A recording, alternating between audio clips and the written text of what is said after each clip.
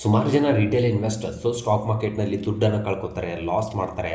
ಅದಕ್ಕೆ ಪ್ರಮುಖ ಕಾರಣ ಬಂದ್ಬಿಟ್ಟು ಆರಂಭಿಕ ಹಂತದಲ್ಲಿ ಅವರು ಅನೇಕ ತಪ್ಪುಗಳನ್ನು ಮಾಡ್ತಾರೆ, ಮಿಸ್ಟೇಕ್ಸ್ಗಳನ್ನು ಮಾಡ್ತಾರೆ. ಅದರಿಂದಾಗಿ ಸ್ಟಾಕ್ ಮಾರ್ಕೆಟ್ನಲ್ಲಿ ದುಡ್ಡನ್ನು ಕಳ್ಕೊತಾರೆ. ಸ್ನೇಹಿತರೆ, ನೀವು ಕೂಡ ಸ್ಟಾಕ್ ಮಾರ್ಕೆಟ್ನಲ್ಲಿ ತಪ್ಪುಗಳನ್ನು ಮಾಡಿ ದುಡ್ಡನ್ನು ಕಳ್ಕೊತಾ ಇದ್ದರೆ ಈ ವಿಡಿಯೋನ ಕೊನೆವರೆಗೂ ತಪ್ಪದೆ ನೋಡಿ. ಪ್ರತಿ ವರ್ಷ ಲಕ್ಷಾಂತರ ಹೊಸ ಇನ್ವೆಸ್ಟರ್ಸು ಸ್ಟಾಕ್ ಮಾರ್ಕೆಟ್ಗೆ ಅನೇಕ ಆಸೆಗಳನ್ನು ಇಟ್ಕೊಂಡು ಅನೇಕ ಕನಸುಗಳನ್ನ ಕಟ್ಕೊಂಡ್ಬಿಟ್ಟು ಸ್ಟಾಕ್ ಮಾರ್ಕೆಟ್ಗೆ ಎಂಟ್ರಿ ಕೊಡ್ತಾರೆ. ಅವ್ರು ಎಂಟ್ರಿ ಕೊಟ್ಟಾಗ ಅವ್ರದ್ದು ಒಂದೇ ಒಂದು ಆಸೆ ಇರುತ್ತೆ, ಒಂದೇ ಒಂದು ಕನಸು ಏನಿರುತ್ತೆ ಅಂತಂದರೆ ಮಲ್ಟಿಬ್ಯಾಗರ್ ರಿಟರ್ನ್ನ ಜನರೇಟ್ ಮಾಡಬೇಕು, ದೊಡ್ಡ ಮಟ್ಟದ ವೆಲ್ತ್ ಕ್ರಿಯೇಷನ್ ಮಾಡಬೇಕಂತ ಹೇಳಿ ಹೊಸ ಇನ್ವೆಸ್ಟರ್ಸ್ದು ಆಸೆ ಆಗಿರುತ್ತೆ. ಆದರೆ ಹೊಸ ಇನ್ವೆಸ್ಟರ್ಸ್ಗಳಲ್ಲಿ ಕೇವಲ ಬೆರಳೆಣಿಕೆಯಷ್ಟೇ ಜನ ಮಾತ್ರ ಸಕ್ಸಸ್ಸನ್ನು ಸಾಧಿಸ್ತಾರೆ, ಮಿಕ್ಕಿರೋರು ಫೇಲ್ಯೂರ್ ಆಗ್ತಾರೆ.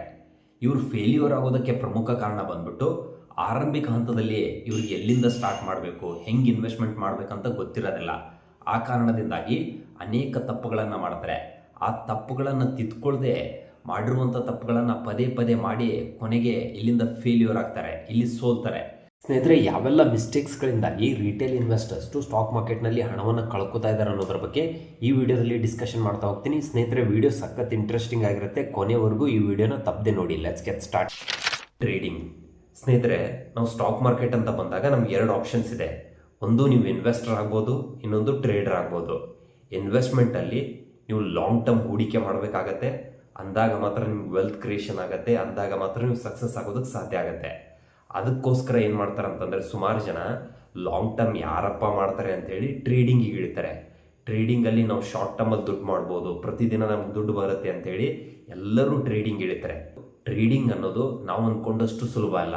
ಇದು ನೋಡೋದಕ್ಕೆ ತುಂಬ ಸಿಂಪಲ್ ಆಗಿ ಕಾಣುತ್ತೆ, ತುಂಬ ಅಟ್ರಾಕ್ಟಿವ್ ಕಾಣುತ್ತೆ, but it is not easy as we think. ಸ್ನೇಹಿತರೆ, ನಾನು ಟ್ರೇಡಿಂಗ್ ಮಾಡೋದು ತಪ್ಪಂತ ಹೇಳ್ತಾ ಇಲ್ಲ. ನೀವೇನಾದರೂ ಟ್ರೇಡಿಂಗ್ ಮಾಡಬೇಕು ಅಂತಂದರೆ ಮೊದಲೇದಾಗಿ ನಿಮಗೆ ಸ್ಟಾಕ್ ಮಾರ್ಕೆಟ್ ಬಗ್ಗೆ ತುಂಬ ಚೆನ್ನಾಗಿ ಗೊತ್ತಿರಬೇಕು, ಟೆಕ್ನಿಕಲ್ ಅನಾಲಿಸಿಸ್ ತುಂಬ ಚೆನ್ನಾಗಿ ಗೊತ್ತಿರಬೇಕು. ಈ ಟೆಕ್ನಿಕಲ್ ಅನಾಲಿಸಿಸ್ ಮೂಲಕ ನಿಮಗೆ ಎಲ್ಲಿ ಬೈ ಮಾಡಬೇಕು, ಎಲ್ಲಿ ಸೆಲ್ ಮಾಡಬೇಕು, ಎಲ್ಲಿ ಸ್ಟಾಪ್ ಲಾಸ್ ಇಡಬೇಕು, ಎಲ್ಲಿ ಟಾರ್ಗೆಟ್ ಇಡಬೇಕು, ಯಾವ ರೀತಿ ರಿಸ್ಕನ್ನು ಮ್ಯಾನೇಜ್ ಮಾಡಬೇಕು.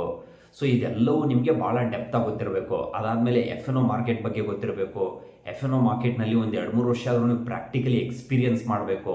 ಅದಾದಮೇಲೆ ಟ್ರೇಡಿಂಗನ್ನು ನೀವು ಫುಲ್ ಟೈಮಾಗಿ ಮಾಡ್ಬೋದು. ಸ್ನೇಹಿತರೆ, ಟ್ರೇಡಿಂಗ್ ಅನ್ನೋದು it's a full time job, it's a profession. ಇದನ್ನು ಪ್ರೊಫೆಷ್ನಲ್ ಆಗಿ ಒಂದು ಸಿಸ್ಟಮ್ಯಾಟಿಕ್ ಆಗಿ ಮಾಡಿದ್ರೆ ಮಾತ್ರ ನೀವೊಂದು ಪ್ರಾಫಿಟಬಲ್ ಎಡ್ಜಿಗೆ ಬರ್ಬೋದು.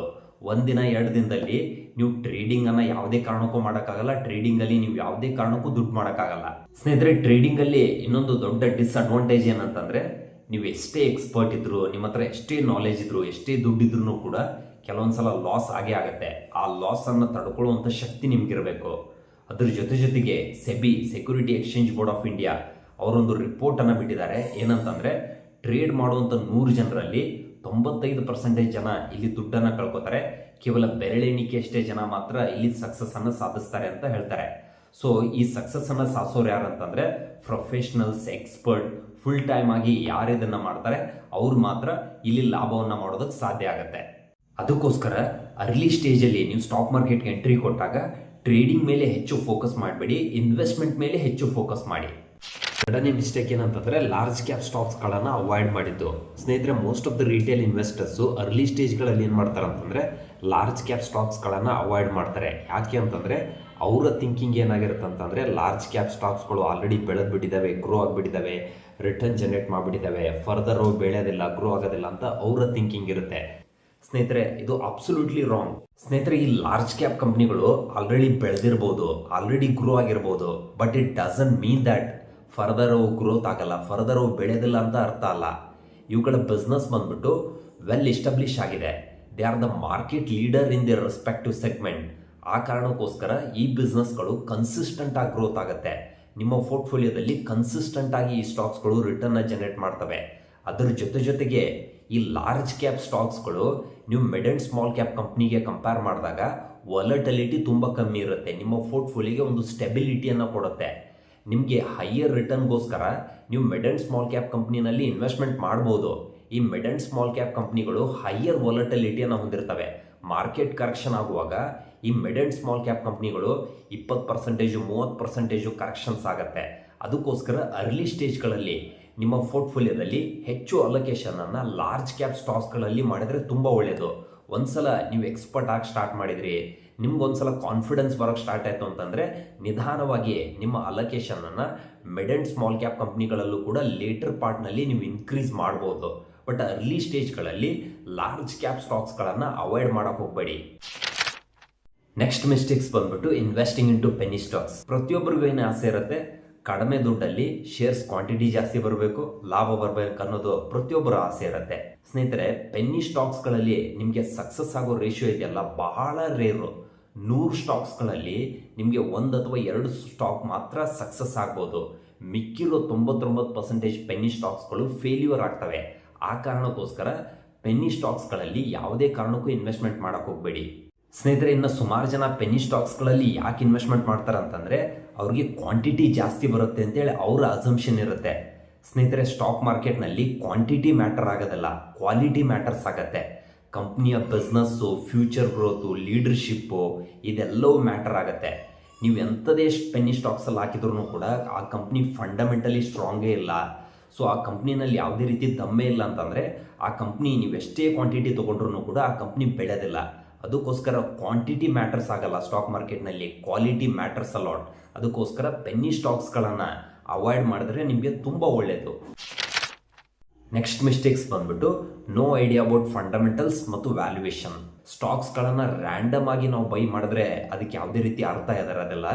ಸ್ಟಾಕ್ಗಳನ್ನು ಫಸ್ಟು ನಾವು ಡೆಪ್ತ್ ಆಗಿ ಸ್ಟಡಿ ಮಾಡಬೇಕು, ಫಂಡಮೆಂಟಲ್ ಅನಾಲಿಸಿಸ್ ಮಾಡಬೇಕು ಅಂತೇಳಿ.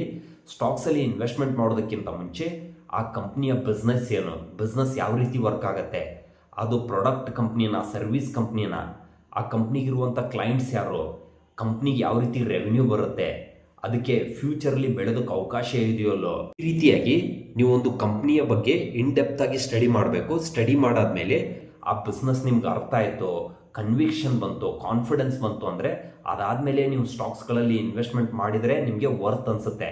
ಬ್ಲೈಂಡ್ ಆಗಿ ನೀವು ಯಾವುದೋ ಒಂದು ಶೇರ್ಲಿ ಇನ್ವೆಸ್ಟ್ಮೆಂಟ್ ಮಾಡಿದಾಗ ನಿಮಗೆ ಆ ಶೇರ್ ಕೆಳಗಡೆ ಹೋದಾಗ ಆ ಶೇರ್ಸನ್ನು ಹೋಲ್ಡ್ ಮಾಡೋದಕ್ಕೆ ಧೈರ್ಯ ಸಾಕಾಗಲ್ಲ. ಆ ಬಿಸ್ನೆಸ್ ನಿಮಗೆ ಚೆನ್ನಾಗಿ ಗೊತ್ತಿತ್ತು, ಬಿಸ್ನೆಸ್ ಫರ್ದರ್ ಬೆಳೆಯುತ್ತೆ ಅಂತ ನಿಮ್ಗೆ ಗೊತ್ತಾದಾಗ ಕೆಳಗಡೆ ಹೋದಾಗ ನೀವು ಮತ್ತಷ್ಟು ಆ್ಯಡ್ ಆನ್ ಮಾಡ್ತೀರಾ. ಅದಕ್ಕೋಸ್ಕರ ಇನ್ವೆಸ್ಟ್ಮೆಂಟ್ ಮಾಡೋದಕ್ಕಿಂತ ಮುಂಚೆ ಫಂಡಮೆಂಟಲ್ ಅನಾಲಿಸಿಸ್ ತುಂಬಾ ಮುಖ್ಯ ಆಗುತ್ತೆ. ಸ್ನೇಹಿತರೆ, ಫಂಡಮೆಂಟಲ್ ಅನಾಲಿಸಿಸ್ ಜೊತೆಗೆ ವ್ಯಾಲ್ಯೂಯೇಷನ್ನು ಕೂಡ ಮೇಜರ್ ರೋಲನ್ನು ಪ್ಲೇ ಮಾಡುತ್ತೆ. ವ್ಯಾಲ್ಯೂಯೇಷನ್ಸ್ ಅಂತಂದರೆ ಕಂಪ್ನಿ ಬಿಸ್ನೆಸ್ ಚೆನ್ನಾಗಿದೆ, ಫ್ಯೂಚರ್ ಗ್ರೋತ್ ಚೆನ್ನಾಗಿದೆ, ಆದರೆ ಶೇರ್ ಪ್ರೈಸ್ ಆಲ್ರೆಡಿ ಸುಮಾರು ಮೇಲೆ ಹೋಗಿದೆ ಅಂತಂದರೆ ಮೇಲೆ ಹೋಗಿರುವಂಥ ಶೇರ್ ಪ್ರೈಸನ್ನು ನೀವು ಬೈ ಮಾಡಿದ್ರೆ ನಿಮ್ಗೆ ಯಾವುದೇ ರೀತಿ ಅರ್ಥ ಇರೋದಿಲ್ಲ. ಅದಕ್ಕೋಸ್ಕರ ಶೇರ್ ಪ್ರೈಸನ್ನು ನೀವು ಎಲ್ಲಿ ಬೈ ಮಾಡಬೇಕು ಅಂತಂದರೆ ಡಿಸ್ಕೌಂಟಲ್ಲಿ ಬೈ ಮಾಡಬೇಕು ಅಥವಾ ಆ್ಯಾವ್ರೇಜಲ್ಲಿ ಬೈ ಮಾಡಬೇಕು. ಒಂದು ವೇಳೆ ನೀವೇನಾದರೂ ಎಕ್ಸ್ಪೆನ್ಸಿವ್ ಲೆವೆಲಲ್ಲಿ ಬೈ ಮಾಡಿದ್ರೆ it doesn't make big difference for you. So share price expensive ಇದೆಯೋ, ರೀಸನೇಬಲ್ ಇದೆಯೋ ಅಥವಾ ಡಿಸ್ಕೌಂಟಲ್ಲಿ ಇದೆಯೋ ಅಂತ ಚೆಕ್ ಮಾಡೋದಕ್ಕೆ PE ರೇಷಿಯೋ ಅಂತ ಒಂದು ರೇಷಿಯೋ ಬರುತ್ತೆ. ಅದರ ಮೂಲಕ ಶೇರ್ ವ್ಯಾಲ್ಯೂಯೇಷನ್ನ ನೀವು ಕಂಡು ಹಿಡಿಬಹುದು. ಅದಕ್ಕೋಸ್ಕರ ನೀವು ಯಾವುದಾದ್ರೂ ಒಂದು ಸ್ಟಾಕ್ಸ್ಗಳಲ್ಲಿ ಇನ್ವೆಸ್ಟ್ಮೆಂಟ್ ಮಾಡೋದಕ್ಕಿಂತ ಮುಂಚೆ ಮೊದಲೇದಾಗಿ ಭಾಳ ಡೆಪ್ತ್ ಆಗಿ ಫಂಡಮೆಂಟಲ್ ಅನಾಲಿಸಿಸ್ ಮಾಡಬೇಕು. ಅದಾದಮೇಲೆ ವ್ಯಾಲ್ಯೂಯೇಷನ್ನ ತಿಳ್ಕೊಂಡು ಸ್ಟಾಕ್ಸಲ್ಲಿ ಇನ್ವೆಸ್ಟ್ಮೆಂಟ್ ಮಾಡಿದ್ರೆ ನಿಮಗೆ ವರ್ತ್ ಇರುತ್ತೆ. ನೆಕ್ಸ್ಟ್ ಮಿಸ್ಟೇಕ್ಸ್ ಬಂದ್ಬಿಟ್ಟು ಮ್ಯೂಚುವಲ್ ಫಂಡ್ಗಳನ್ನು ಅವಾಯ್ಡ್ ಮಾಡಿದ್ದು. ಯಾಕೆ ಮ್ಯೂಚುವಲ್ ಫಂಡಿಂದ ನಮ್ಮ ಇನ್ವೆಸ್ಟ್ಮೆಂಟ್ ಜರ್ನಿನ ಸ್ಟಾರ್ಟ್ ಮಾಡಬೇಕು ಅಂತಂದರೆ ಅರ್ಲಿ ಸ್ಟೇಜ್ಗಳಲ್ಲಿ ನಮಗೆ ಎಲ್ಲಿ ಇನ್ವೆಸ್ಟ್ಮೆಂಟ್ ಮಾಡಬೇಕು, ಯಾವಾಗ ಬೈ ಮಾಡಬೇಕು, ಯಾವಾಗ ಸೆಲ್ ಮಾಡಬೇಕು, ಎಷ್ಟು ಲಾಂಗು ಆ ಶೇರ್ನ ಹೋಲ್ಡ್ ಮಾಡಬೇಕಂತೇಳಿ ನಮ್ಗೆ ಯಾವುದೇ ರೀತಿ ಐಡಿಯಾ ಇರೋದಲ್ಲ. ಆ ಸಂದರ್ಭಗಳಲ್ಲಿ ನೀವು ಮ್ಯೂಚುವಲ್ ಫಂಡಲ್ಲಿ ಇನ್ವೆಸ್ಟ್ಮೆಂಟ್ ಮಾಡಿದಾಗ ಮ್ಯೂಚುವಲ್ ಫಂಡಲ್ಲಿ ಏನಾಗುತ್ತೆ ಅಂತಂದರೆ ನಮ್ಮ ದುಡ್ಡನ್ನು ನೋಡ್ಕೊಳ್ಳೋದಕ್ಕೆ ಫಂಡ್ ಮ್ಯಾನೇಜರ್ ಇರ್ತಾರೆ. ಅವ್ರಿಗೆ 15-20 ವರ್ಷ ಎಕ್ಸ್ಪೀರಿಯನ್ಸ್ ಇರುತ್ತೆ. ನಮ್ಮ ಪರವಾಗಿ ಅವರು ಸ್ಟಾಕ್ಸ್ಗಳನ್ನು ಬೈ ಮಾಡ್ತಾರೆ, ಸೆಲ್ ಮಾಡ್ತಾರೆ, ನಮ್ಮ ಪೋರ್ಟ್ಫೋಲಿಯೋಗೆ ಒಂದು ಒಳ್ಳೆ ವ್ಯಾಲ್ಯೂ ಅಡಿಷನ್ನ ಮಾಡ್ತಾರೆ. ಆ ಕಾರಣಕ್ಕೋಸ್ಕರ ಅರ್ಲಿ ಸ್ಟೇಜಲ್ಲಿ ನೀವು ನಿಮ್ಮ ಇನ್ವೆಸ್ಟ್ಮೆಂಟ್ ಜರ್ನಿಯನ್ನು ಮ್ಯೂಚುವಲ್ ಫಂಡಿಂದ ಸ್ಟಾರ್ಟ್ ಮಾಡಿದರೆ ತುಂಬ ಒಳ್ಳೆಯದು. ಇನ್ನೊಂದು ಬೆನಿಫಿಟ್ ಏನಾಗುತ್ತೆ ಅಂತಂದರೆ ನಿಮಗೊಂದು ಒಳ್ಳೆ ಡೈವರ್ಸಿಫಿಕೇಷನ್ ಸಿಗುತ್ತೆ. ನೀವು ಮ್ಯೂಚುವಲ್ ಫಂಡಲ್ಲಿ ಇನ್ವೆಸ್ಟ್ಮೆಂಟ್ ಮಾಡಿದಾಗ ನಿಮ್ಮ ಇನ್ವೆಸ್ಟ್ಮೆಂಟ್ ಅಮೌಂಟ್ ಕೇವಲ 1-2 ಸ್ಟಾಕ್ಸ್ಗಳಲ್ಲಿ ಅಷ್ಟೇ ಇನ್ವೆಸ್ಟ್ಮೆಂಟ್ ಆಗಿರಲ್ಲ. So it is going to be invested into ಒಂದು 30-40 ಸ್ಟಾಕ್ಸ್ಗಳಲ್ಲಿ ಇನ್ವೆಸ್ಟ್ಮೆಂಟ್ ಆಗುತ್ತೆ. ಎಲ್ಲ ಸೆಕ್ಟರ್ಸ್ಗಳಲ್ಲಿ IT, ಫರ್ಮಾ, ಬ್ಯಾಂಕಿಂಗ್ ಎಲ್ಲ ಸೆಕ್ಟರ್ಸ್ಗಳಲ್ಲೂ ಇನ್ವೆಸ್ಟ್ಮೆಂಟ್ ಆಗಿ ನಿಮ್ಗೊಂದು ಒಳ್ಳೆ ಡೈವರ್ಸಿಫೈಡ್ ಆದಂಥ ಪೋರ್ಟ್ಫೋಲಿಯೋ ರೆಡಿ ಆಗುತ್ತೆ. ಅದ್ರ ಜೊತೆಗೆ ನೀವು ಮ್ಯೂಚುವಲ್ ಫಂಡಲ್ಲಿ ಇನ್ವೆಸ್ಟ್ಮೆಂಟ್ ಮಾಡಿದಾಗ, ಸೊ ನೀವು SIP ಮೂಲಕ ಇನ್ವೆಸ್ಟ್ಮೆಂಟ್ ಮಾಡಿದಾಗ ನಿಮಗೆ ರುಪಿ ಕಾಸ್ಟ್ ಆ್ಯಾವ್ರೇಜಿಂಗ್ ತುಂಬ ಚೆನ್ನಾಗಾಗತ್ತೆ. ಸ್ಟಾಕ್ ಮಾರ್ಕೆಟ್ ಮೇಲ್ಗಡೆ ಹೋದಾಗ ನಿಮಗೆ ಯೂನಿಟ್ಗಳು ಕಮ್ಮಿ ಸಿಗುತ್ತೆ. ಅದೇ ಸ್ಟಾಕ್ ಮಾರ್ಕೆಟ್ ಕೆಳಗಡೆ ಹೋದಾಗ ನಿಮ್ಗೆ ಯೂನಿಟ್ಗಳು ಜಾಸ್ತಿ ಸಿಗ್ಬಿಟ್ಟು ನಿಮಗೆ ಒಳ್ಳೆ ರುಪಿ ಕಾಸ್ಟ್ ಆ್ಯಾವ್ರೇಜಿಂಗ್ ಆಗುತ್ತೆ. ಆ ಕಾರಣಕ್ಕೋಸ್ಕರ ಅರ್ಲಿ ಸ್ಟೇಜಲ್ಲಿ ನಿಮಗೆ ಸ್ಟಾಕ್ ಮಾರ್ಕೆಟ್ ಬಗ್ಗೆ ಏನೂ ಗೊತ್ತಿಲ್ಲ ಅಂತಂದ್ರೂ ಕೂಡ ನೀವು ಮ್ಯೂಚುವಲ್ ಫಂಡಲ್ಲಿ ಇನ್ವೆಸ್ಟ್ಮೆಂಟ್ ಮಾಡಿದರೆ ತುಂಬ ಒಳ್ಳೆಯದು. ಸ್ನೇಹಿತರೆ, ನೀವೇನಾದರೂ ವರ್ಕಿಂಗ್ ಪ್ರೊಫೆಷನಲ್ಸ್ ಆಗಿದ್ದರೆ 9 to 5 ಜಾಬ್ ಏನಾದರೂ ನೀವು ಮಾಡ್ತಾ ಇದ್ದರೆ ನೀವು ಅರ್ಲಿ ಸ್ಟೇಜ್ಗಳಲ್ಲಿ ಮ್ಯೂಚುವಲ್ ಫಂಡಲ್ಲಿ ಇನ್ವೆಸ್ಟ್ಮೆಂಟ್ ಮಾಡೋದು ತುಂಬ ಒಳ್ಳೆಯದು. ಯಾಕಂತಂದರೆ ನೀವು ಸ್ಟಾಕ್ಸ್ಗಳಲ್ಲಿ ಇನ್ವೆಸ್ಟ್ಮೆಂಟ್ ಮಾಡಬೇಕು ಅಂದರೆ ರಿಸರ್ಚ್ ಮಾಡಬೇಕಾಗತ್ತೆ, ಅನಾಲಿಸಿಸ್ ಮಾಡಬೇಕಾಗತ್ತೆ, ಟೈಮ್ ಕೊಡಬೇಕಾಗತ್ತೆ. ಅದ್ರ ಜೊತೆಗೆ ಯಾವಾಗ ಬೈ ಮಾಡಬೇಕು, ಯಾವಾಗ ಸೆಲ್ ಮಾಡಬೇಕು, ಎಷ್ಟು ವರ್ಷ ಇದನ್ನು ಹೋಲ್ಡ್ ಮಾಡಬೇಕಂತ ನಿಮ್ಗೆ ಅಷ್ಟಾಗಿ ಕ್ಲಾರಿಟಿ ಇರಲ್ಲ. ಆ ಕಾರಣಕ್ಕೋಸ್ಕರ ಅರ್ಲಿ ಸ್ಟೇಜ್ಗಳಲ್ಲಿ ನೀವು ಮ್ಯೂಚುವಲ್ ಫಂಡಲ್ಲಿ ಇನ್ವೆಸ್ಟ್ಮೆಂಟ್ ಮಾಡಿದರೆ ನಿಮಗೆ ತುಂಬ ಒಳ್ಳೆಯದು. ನೆಕ್ಸ್ಟ್ ಮಿಸ್ಟೇಕ್ ಬಂದ್ಬಿಟ್ಟು ಲ್ಯಾಕ್ ಆಫ್ ಪೇಷನ್ಸ್. ಸ್ನೇಹಿತರೆ, ಸ್ಟಾಕ್ ಮಾರ್ಕೆಟ್ನಲ್ಲಿ ನೀವು ವೆಲ್ತ್ ಕ್ರಿಯೇಷನ್ ಮಾಡಬೇಕು ಅಂತಂದರೆ ತಾಳ್ಮೆ ಅನ್ನೋದು ಮೇಜರ್ ರೋಲನ್ನು ಪ್ಲೇ ಮಾಡುತ್ತೆ. ನಿಮಗೆ 1 ವರ್ಷದಲ್ಲಿ 2 ವರ್ಷದಲ್ಲಿ ಈ ಸ್ಟಾಕ್ ಮಾರ್ಕೆಟ್ನಲ್ಲಿ ಯಾವುದೇ ರಿಟರ್ನ್ನ ಎಕ್ಸ್ಪೆಕ್ಟ್ ಮಾಡೋಕ್ಕಾಗಲ್ಲ. ನೀವು ಎಷ್ಟು ಲಾಂಗರ್ ಹೊರಿಝನ್ಗೆ ಇನ್ವೆಸ್ಟ್ಮೆಂಟ್ ಮಾಡ್ತೀರಾ ಆವಾಗ ನಿಮಗೆ ಹೆಚ್ಚು ವೆಲ್ತ್ ಕ್ರಿಯೇಷನ್ ಮಾಡೋದಕ್ಕೆ ಸಾಧ್ಯ ಆಗುತ್ತೆ. ಸುಮಾರು ಜನ ಏನು ಮಾಡ್ತಾರೆ ಅಂತಂದರೆ ತಮ್ಮ ಪೋರ್ಟ್ಫೋಲಿಯೋನ ಪ್ರತಿದಿನ ಚೆಕ್ ಮಾಡ್ತಾರೆ. ಪ್ರತಿದಿನ ಪೋರ್ಟ್ಫೋಲಿಯೋ ಚೆಕ್ ಮಾಡೋದ್ರಿಂದ ಏನು ಪ್ರಾಬ್ಲಮ್ ಆಗುತ್ತೆ ಅಂತಂದರೆ ಕೆಲವೊಂದು ಸಲ ನೀವು ಒಳ್ಳೆ ಸ್ಟಾಕ್ಸಲ್ಲೇ ಇನ್ವೆಸ್ಟ್ಮೆಂಟ್ ಮಾಡಿರ್ತೀರ, ಕಂಪ್ನಿ ಫಂಡಮೆಂಟಲಿ ಸ್ಟ್ರಾಂಗ್ ಇರುತ್ತೆ. ಆದರೆ ಯಾವುದೇ ಸ್ಟಾಕ್ನು ಕೂಡ ಇಮಿಡಿಯೇಟ್ ಆಗಿ ಗ್ರೋತ್ ಆಗೋದಿಲ್ಲ. It will take some time. ಯಾಕಂತಂದರೆ ನೀವು ಇನ್ವೆಸ್ಟ್ಮೆಂಟ್ ಮಾಡಿರೋದು ಸ್ಟಾಕ್ಸಲ್ಲಿ ಅಂತಂದರೆ ಬಿಸ್ನೆಸ್ಸಲ್ಲಿ ಇನ್ವೆಸ್ಟ್ಮೆಂಟ್ ಮಾಡಿರ್ತೀರ. ಆ ಬಿಸ್ನೆಸ್ ಬೆಳೆಯೋದಕ್ಕೆ, ಗ್ರೋ ಆಗೋದಕ್ಕೆ ಸ್ವಲ್ಪ ಟೈಮ್ ತಗೊಳುತ್ತೆ. ಪ್ರತಿದಿನ ನೀವು ಬೆಳೆದಿದೆಯೋ ಇಲ್ಲೋ ಅಂತ ಚೆಕ್ ಮಾಡ್ತಾ ಹೋದಾಗ ನಿಮ್ಗೇನಾಗುತ್ತೆ, ನಿಮ್ಮ ಪೇಷನ್ಸ್ ಕಡಿಮೆ ಆಗ್ತಾ ಹೋಗುತ್ತೆ. ಅವಾಗ ಏನಾಗುತ್ತೆ ಅಂತಂದರೆ ಒಳ್ಳೆ ಸ್ಟಾಕ್ಸ್ ಇದ್ರೂ ಕೂಡ ಆ ಸ್ಟಾಕ್ಸನ್ನು ನೀವು ಸೆಲ್ ಮಾಡುವಂಥ ಚಾನ್ಸಸ್ ಜಾಸ್ತಿ ಇರುತ್ತೆ. ಅದಕ್ಕೋಸ್ಕರ ಪ್ರತಿದಿನ ನಿಮ್ಮ ಪೋರ್ಟ್ಫೋಲಿಯೋನ ಚೆಕ್ ಮಾಡೋದನ್ನು ಅವಾಯ್ಡ್ ಮಾಡಿ. ಸ್ನೇಹಿತರೆ, ಈ ಒಂದು ವಿಡಿಯೋದಲ್ಲಿ ಯಾವೆಲ್ಲ ಮಿಸ್ಟೇಕ್ಸ್ಗಳಿಂದಾಗಿ ರಿಟೇಲ್ ಇನ್ವೆಸ್ಟರ್ಸ್ ಸ್ಟಾಕ್ ಮಾರ್ಕೆಟ್ನಲ್ಲಿ ಹಣವನ್ನು ಕಳ್ಕೊತಾ ಇದ್ದಾರೆ ಅನ್ನೋದ್ರ ಬಗ್ಗೆ ಈ ವಿಡಿಯೋದಲ್ಲಿ ಡಿಸ್ಕಷನ್ ಮಾಡಿದೆ. ಸ್ನೇಹಿತರೆ, ಪಾಯಿಂಟ್ಗಳನ್ನು ಸಮರೈಸ್ ಮಾಡೋದಾದರೆ ಮೊದಲೇದು ಬಂದ್ಬಿಟ್ಟು ಟ್ರೇಡಿಂಗ್, ಎರಡನೇದು ಬಂದ್ಬಿಟ್ಟು ಲಾರ್ಜ್ ಕ್ಯಾಪ್ ಸ್ಟಾಕ್ಸ್ಗಳನ್ನು ಅವಾಯ್ಡ್ ಮಾಡಿದ್ದು, ಮೂರನೇದು ಬಂದ್ಬಿಟ್ಟು penny stocks, no idea about fundamentals ಮತ್ತು ವ್ಯಾಲ್ಯೂಯೇಷನ್, ನೆಕ್ಸ್ಟ್ ಒಂದು ಬಂದ್ಬಿಟ್ಟು ಮ್ಯೂಚುವಲ್ ಫಂಡ್ಗಳನ್ನು ಅವಾಯ್ಡ್ ಮಾಡಿದ್ದು, ಲಾಸ್ಟ್ ಒಂದು ಬಂದ್ಬಿಟ್ಟು lack of patience.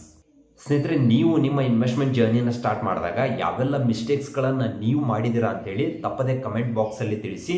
Friends, I hope you find this video useful. If you like this video, please to subscribe, please to share with your comment. Thank you so much.